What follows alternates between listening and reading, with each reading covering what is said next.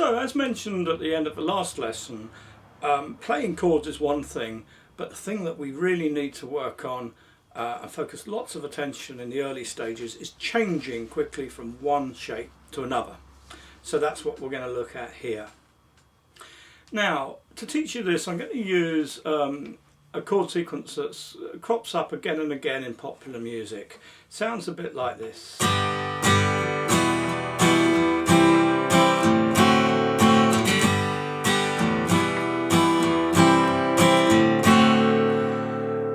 G, E minor, C, D7. Have a look at this chart. So at the beginning of the line there, you'll see a time signature. That's the 4/4. We call that a 4/4 time signature. That means 4 beats to the bar. In effect, each bar is divided up into 4 quarters. The main sort of vertical lines that you see there are the bar marks. In American, that's called a measure. A bar is a measure. Now, at the beginning and end, you'll just see that there's a sort of double bar line with a colon or 2 dots. Those are repeat marks. It basically means that everything between those 2 symbols is repeated round and round. The chord symbols themselves are represented by the letters. G and C are both major chords. The major bit is sort of left unspoken. The little M after the E means minor, E minor. And the 7 after the D means 7th. That's a particular type of chord. So we've got G, E minor, C, D7 is the sequence. And the other sort of diagonal marks on there, the / marks, they're really indications of strumming pattern. So it's a sort of suggestion that we strum 4 times to the bar. Okay, now one of the most common mistakes that people make early on is to worry too much about what's going on with the right hand and worry about strumming patterns and so on, when actually most of what's wrong with the right hand is the left hand. So I want you to start learning guitar in a way that optimizes the amount of time you put into your practice. And to do that, focus 100% on changing from shape to shape. So instead of going 1, 2, 3, 4 and then 2, 3, 4 and then and so on, you're much better off just holding the chord shape down, hitting it, going straight to the next chord shape, hitting it, straight to the next one. And after a few minutes of practicing that,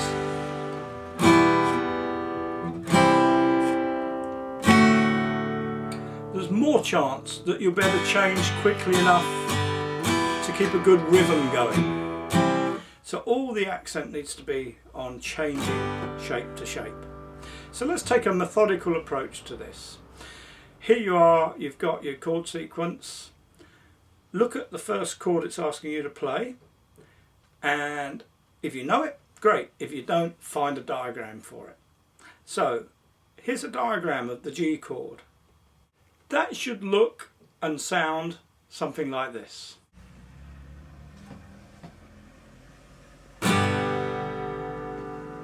Once you've got that down, move on to the next chord. That should look and sound something like this.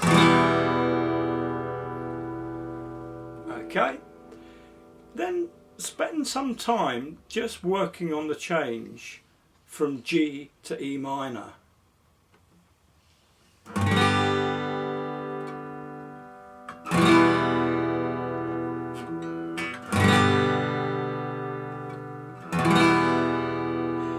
Notice common fingers between 2 chord shapes. So you've got the G there, that finger pretty much stays in the same place to go to E minor.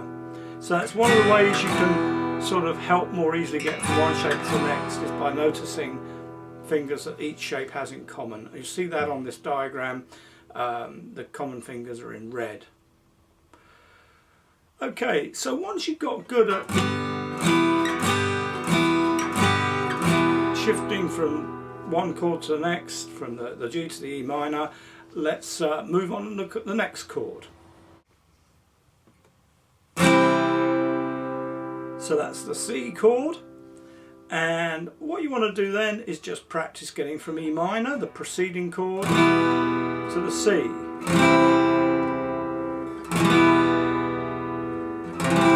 Again, notice our common notes. In this case, the second finger can stay down when you go from one to the other, and that helps you more quickly get from one chord to the next. Then we come to the D7th chord.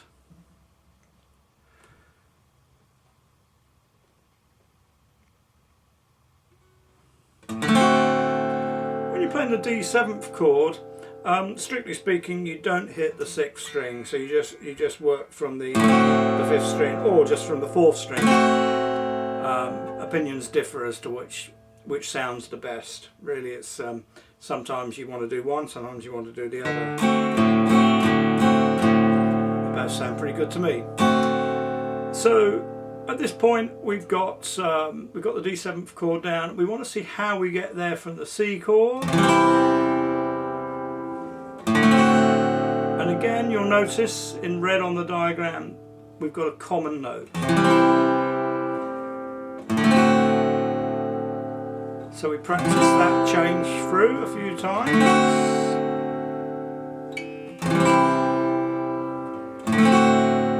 Then, as the sequence repeats, we're going to go from D7 back to G. This time there's no common note, we simply have to place the fingers down. Now, a good tip here is to think first finger first. So here we are on the D7th, to get to the G, get that finger down on that A string there at the 2nd fret, and that helps you position the other two fingers. If you let go of your chord shape completely, you've got to find everything again from scratch, and that always takes longer. By moving just one finger, you keep yourself well orientated. So once you've worked through each of these individual changes, you're ready to put the whole sequence together. Start simply by hitting each chord once, without any concern really about the timing or the rhythm.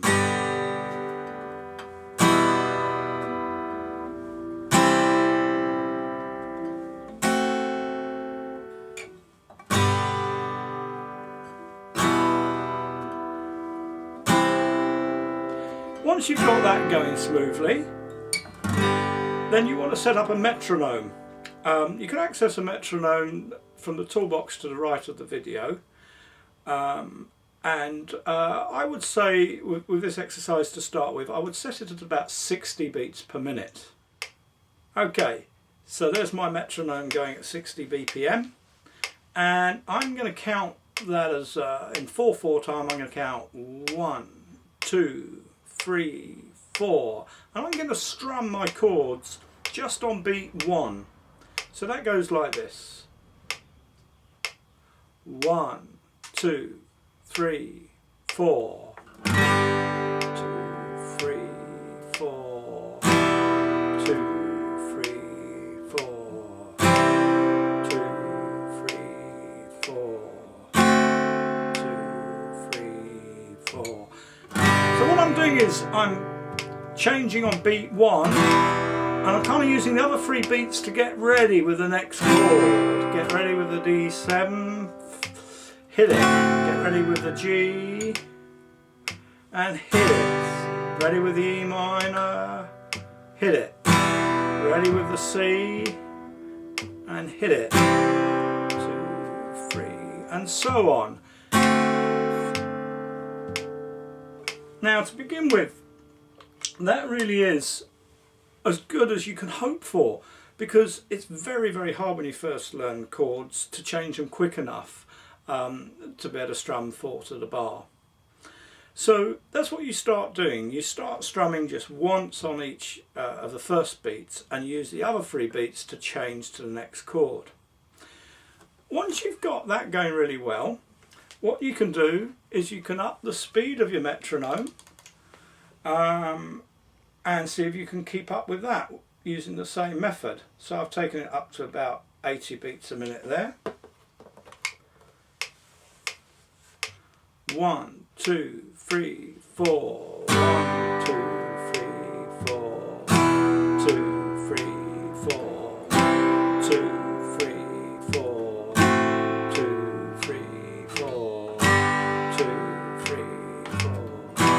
2, 3, 4. 2, 3, 4. And then you can up it a little bit faster.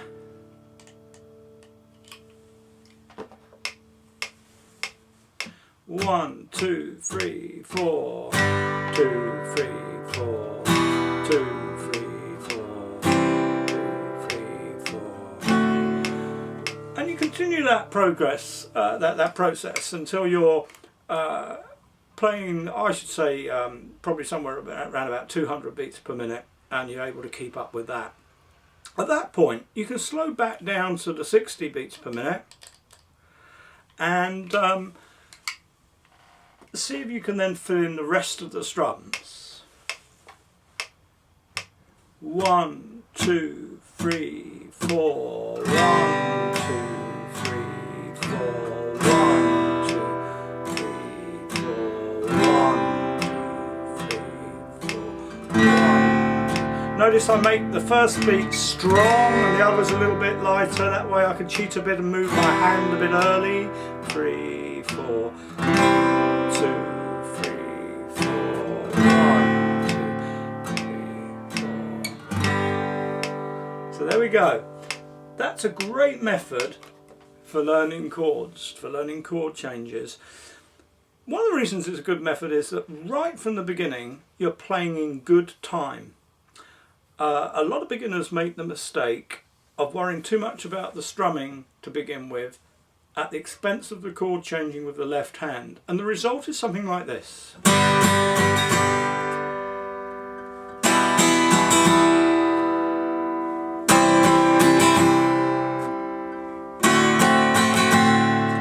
Now, that might be more satisfying in some respects because you feel like you're doing a proper strumming pattern with the right hand, but musically speaking, that's a very poor habit to be getting into right at the start because you're not keeping time, you're not playing in good rhythm. So much better just to hit 1, 2, 3, 4, 1, 2, 3, 4, 1, 3. Get it nice and smooth, and as your left hand comes up to speed, just allow the other strums to fill it out.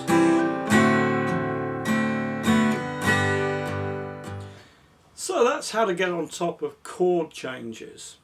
It takes patience and persistence, but it's an absolutely crucial part of becoming a good guitar player. So invest time into that and everything else will go a lot smoother from there on out. Alright, I look forward to seeing you in the next lesson.